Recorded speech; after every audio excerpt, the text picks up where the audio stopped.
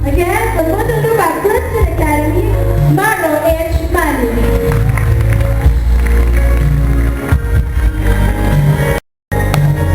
A good day to everyone. I humbly present my school, Muntinlupa Christian Academy.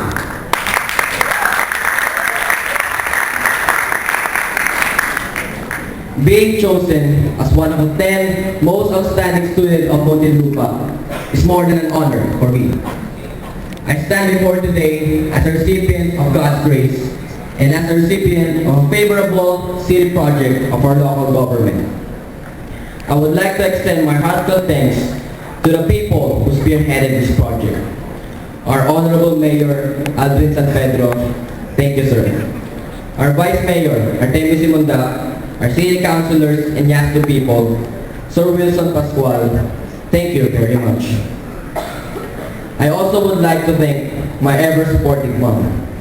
Mom, thank you for being there for me, and thank you for sacrificing your life for me. I love you, Mom. How can I forget the people who believe in me and help me to be the best person I can be? My mentor, my discipler, our senior pastor, Pastor Johnny Lapo, and his wife, our principal, Mrs. Reina Amparo Hilapo.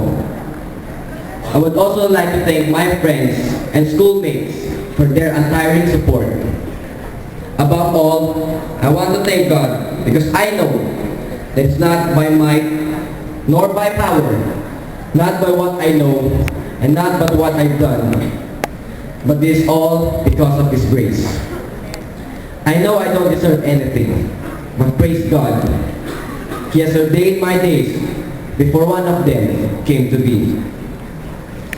In closing, let me share with you my life principle.